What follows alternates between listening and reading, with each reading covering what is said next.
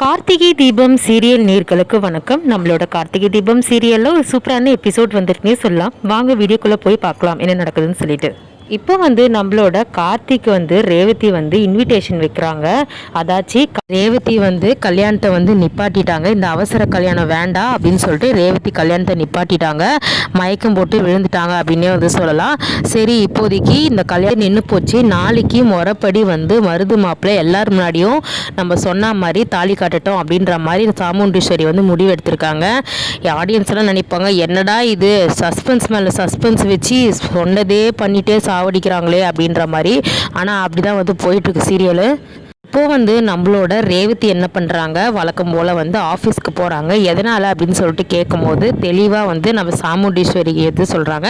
இந்த மாதிரி என்ன ரேவதி, நாளைக்கு கல்யாணத்தை வச்சுட்டு இன்றைக்கி எங்கே போகிற அப்படின்னு சொல்லிட்டு சொல்லும் போது, எங்கள் ஆஃபீஸில் நான் போய் நாளைக்கு ஊரை கூட்டி கல்யாணம் பண்ண போகிறோம், நான் பத்திரிக்கை வைக்கலாமா, நான் போய் வைக்க போகிறேன் அப்படின்ற மாதிரி சொல்கிறாங்க.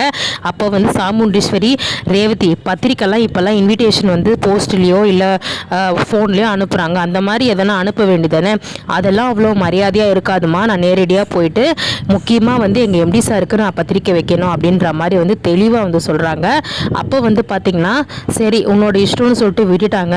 அப்போ நம்மளோட சந்திரகலா என்னக்கா நீ எல்லாத்துக்கும் ரேவதி என்னென்ன சொல்கிறாலோ அது எல்லாத்தையும் கேட்டுட்ருக்க, இவ நாளைக்கு கல்யாணத்தை வச்சுக்கிட்டு இன்றைக்கி அந்த கார்த்திகிட்ட போய் பேசுகிறதுலாம் நல்லா இருக்கா, அவன் எதனா ஒரு பிளான் பண்ண போகிறான், ஏற்கனவே இன்றைக்கி ஏதோ ஒன்று பண்ணி ரேவதி மயக்கம் போட்டு விழுந்து கல்யாணம் பிளான் பண்ணி நடக்காமல் கெட்டு போச்சு, நாளைக்கு என்ன நடக்க போகுதுன்னு நினைக்கும் போதே பயமா இருக்கு, நீ என்னவோ அவ சொல்றதுக்கெல்லாம் சும்மா சந்திரா, இப்போதான் ரேவதி நம்ம வழிக்கு வந்திருக்கா, இப்போ அது வேண்டாம் இது வேண்டான்னு சொன்னா அவ இந்த கல்யாணத்துக்கு நான் சாக போறேன்னு சொல்லிட்டு சொன்னதுனால சம்மதிச்சதே பெரிய விஷயம், நீ வேற இது வேண்டாம் அது வேண்டாம்னு சொல்லி அவ சம்மதத்தை எடுத்துட்டா, அதுக்கப்புறம் நம்ம ஒண்ணுமே பண்ண முடியாது அப்படின்ற மாதிரி சொல்றாங்க.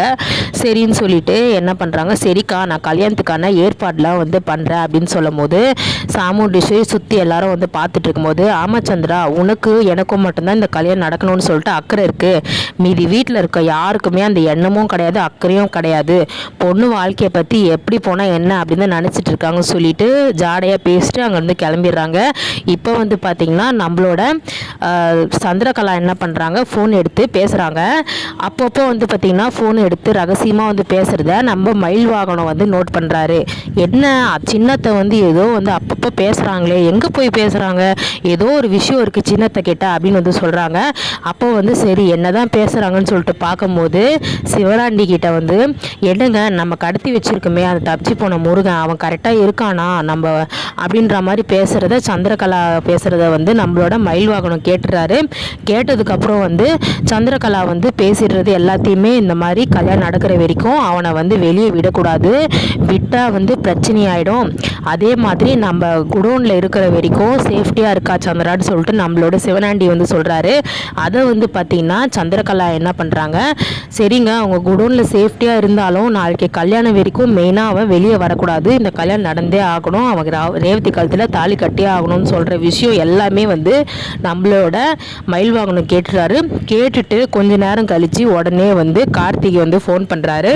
ஃபோன் பண்ணி என்னப்பா பண்ணுற அப்படின்னு சொல்லிட்டு கேட்கும்போது, சொல்லுங்கள் ஏதாவது முக்கியமான விஷயமா அப்படின்னு சொல்லிட்டு சொல்லும்போது, என்னப்பா நாளைக்கு கல்யாணத்தை வச்சுட்டு என்ன பண்ணுறது ஏது பண்ணுறது நாங்கள் தவிச்சிட்ருக்கோம், அத்தை சும்மாவே இல்லாத ஒன்று ஒன்றா பண்ணிகிட்ருக்கிறது எங்களுக்கு இங்கே வெடிகுண்டு மாதிரி அப்பப்போ வெடிச்சிட்ருக்குது அவங்க பண்ணுற விஷயம்லாம் அப்படின்னு சொல்லும்போது, எனக்கும் அப்படி தாங்க இருக்குது அப்படின்ற மாதிரிலாம் சொல்லிகிட்ருக்காங்க. அப்போது எனக்கு இப்போ ஒரு விஷயம் மாட்டியிருக்குப்பா அப்படின்னு சொல்லும் போது, என்ன விஷயங்க அப்படின்னு சொல்லிட்டு சொல்கிறாங்க, மருது தான் அந்த அயோக்கிய அந்த நெட்வொர்க்கில் இந்த மாதிரிலாம் பண்ணிகிட்ருக்கான் அந்த பொறுக்கி தான் அப்படின்ற மாதிரி நீ சொன்னலப்பா, இப்போது சின்னத்தையும் அதில் இன்வால்வ் ஆகிருக்காங்கன்னு சொல்லிட்டு தெரிய வந்திருக்குன்னு சொல்லிட்டு சொல்லும்போது நம்மளோட கார்த்திக், என்னங்க புதுசாக ஒரு கதையை சொல்கிறீங்க, என்னது சந்திரகலா இதில் இன்வால்வ் ஆகிருக்காங்களா, என்னங்க சொல்கிறீங்க அப்படின்னு சொல்லிட்டு கேட்கும்போது, ஆமாப்பா இப்போது எனக்கு புதுசாக ஒரு விஷயம் மாட்டிருக்கு, அந்த தப்பிச்சு போனால முருகன் அவன் நம்மளோட சிவனாண்டி சந்திரகலாவோட கஸ்டடியில் தான்ப்பா இருக்கான், நீ உடனே போனீன்னா அவனை பிடிச்சிடலாம், ஏதோ எங்கே இருக்கான்னு சொல்லிட்டு எதனா பேசுகிறத கேட்டிங்களா விசாரிச்சிங்களா அப்படின்ற மாதிரி கார்த்திக் கேட்குறாரு. ஏதோ வந்து நம்ம சிவனாண்டிக்கு ரகசியமாக ஏதோ ஒரு குடோன் இருக்காமே, அங்கே வந்து தலைமறைவாயிருக்கான் அப்படின்னு சொல்லும் போது அந்த குடோனை பற்றி பார்த்திங்கன்னா போலீஸ்கார்கிட்ட வந்து ஃபோன் பண்ணி நம்மளோட கார்த்தி வந்து சொல்கிறாரு. சொல்லி இந்த மாதிரி வந்து அங்கே வீட்டில் இருக்காங்க இல்லையா சந்திரா, அவங்க கஸ்டடியில் தான் வந்து இந்த முருகன் இருக்கான்னு சொல்லிட்டு எனக்கு தகவல் கிடச்சிருக்குங்க. சரி ஓகே சார், உடனே போயிட்டு நம்ம வந்து பார்க்கலாம் அப்படின்ற மாதிரி சொல்லும் போது, சார் இன்றைக்கி நைட்டே இப்போயே போகலாம் அப்படின்னு சொல்லும் போது, ஏன் சார் என்ன உடனே அவசரம், எதனா முக்கியமான பிரச்சனையா அப்படின்னு சொல்லிட்டு கேட்கும்போது, இல்லைங்க அந்த அயோக்கியம் வந்து நாளைக்கு ரேவதி கழுத்தில் தாலி கட்ட போகிறான், அவன் கட்டக்கூடாது, அதை தடுக்கணுன்னா முருகன் வந்து கிடைச்சா மட்டும்தான் அவனை ஆதாரபூர்வமாக நிரூபிக்க முடியும் அப்படின்ற மாதிரி வந்து சொல்கிறாங்க. சரின்னு சொல்லிட்டு நம்மளோட கார்த்தி என்ன பண்ணுறாரு, ஸ்பாட்டுக்கு வந்து போகிறாரு. போயிட்டு அப்போ வந்து பார்த்திங்கன்னா அந்த குடோனை வந்து விசாரித்து தேடி கண்டுபிடிச்சிடுறாங்க. இங்கே வந்து யாரும் வர முடியாதுன்னு சொல்லியும் அந்த குடோன் இருக்க இடத்த வந்து எப்படியோ வந்து கார்த்தி என்ன பண்ணுறாரு, ஆராய்ஞ்சி நிறைய வந்து ஒரு தடயத்தை வச்சு வந்து இந்த குடோன் தான் இருக்கும் அப்படின்னு சொல்லிட்டு கண்டுபிடிக்கும் போது உள்ளே யாருமே இருக்க மாட்டாங்க. அப்போ வந்து பார்த்திங்கன்னா வந்து தனியாக வந்து பார்த்திங்கன்னா ஒரு இடம் இருக்கும், அங்கே உள்ளே போய் செக் பண்ணி பார்க்கும்போது அந்த ஒரு ஆள் வந்து அதாச்சும் இந்த முருகன் வந்து மாட்டிக்கிறான். மாட்டினதுக்கப்புறம் என்ன பண்ணுறான், கார்த்தி போட்டு அங்கேருந்து ஓடி ஓடி ஒளிகிறான். ஒளிஞ்சிட்டு போலீஸும் ஒரு பக்கம் தேடுறாங்க.